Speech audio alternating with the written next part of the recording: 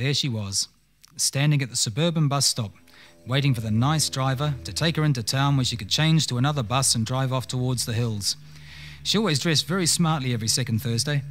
This Thursday, she put on her best orange slacks, her matching fire engine red shoes and socks, and best of all, the green and yellow swan dry that her dad had given her brother Trev. Trev hated Dad's guts, so he gave it to Lurlene, and boy was she wrapped.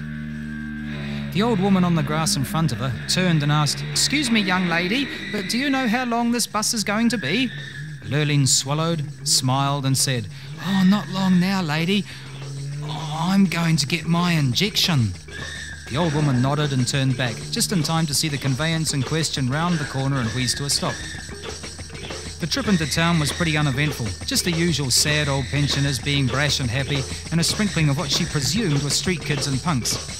"Wish I'd known about glue when I was their age," thought Lurlene mischievously. She spent the 20 minutes of her ride trying to figure out what Rudy Forever meant, and why anyone would want to scratch it on the back of a bus seat. Suddenly, she twitched out of her daydream. The nice driver was beside her, shaking her shoulder. "Oh, time to get out, love," he said kindly. "This is where I stop." "Yes, yes," she thought, and smiled sweetly at the balding, bearded head. "Yes, yes," she said, and stepped off the bus into the raging city streets. She looked blankly at the wall she was facing, covered with multiple layers of band posters, ballet posters, theatre posters, and spray-painted words that defied her knowledge and imagination. "Where am I going?" she asked herself. "Why am I here?" She stood silent for a few minutes, causing several passers-by to grin and sneer, and one to offer assistance. Lurlene ignored them all to the best of her ability in her quest to remember her task. At last, an image popped into her head. "My Little Pony," she shouted exultantly. "I've seen him on telly. Oh, I'm going to get one for who?" She couldn't quite remember who she was getting it for, but boy was she rapt that she hadn't forgotten her reason for coming to town. What a great day. 2 hours later, a social welfare officer was called to the site of a new Chase Corporation building project in the middle of town. 3 weeks ago, one of the city's proudest old department stores had stood now where there was only broken brick and twisted, vicious girders.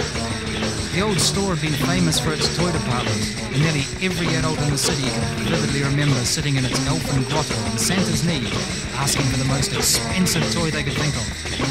Lurlene had once requested a number 10 Meccano set, but Santa just laughed and said, Now, little girl, I think we'll just have to be content with a dolly now, won't we?"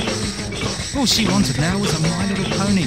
She was asking for one, over and over and over again. But no one wanted to serve her. It wasn't fair, she always had trouble in shops these days.